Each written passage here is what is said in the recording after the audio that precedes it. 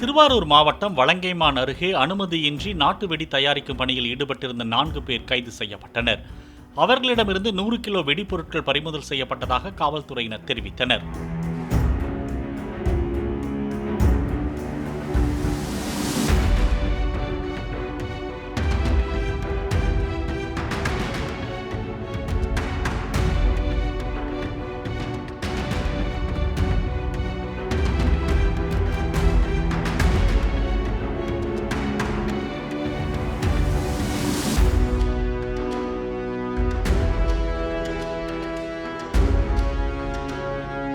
Play store மற்றும் app ஸ்டோரில் இருந்து பாலிமர் செயலியை QR கோடு மூலம் பதிவிறக்கம் செய்யுங்கள். செய்திகளை உடனுக்குடன் பெறுங்கள்.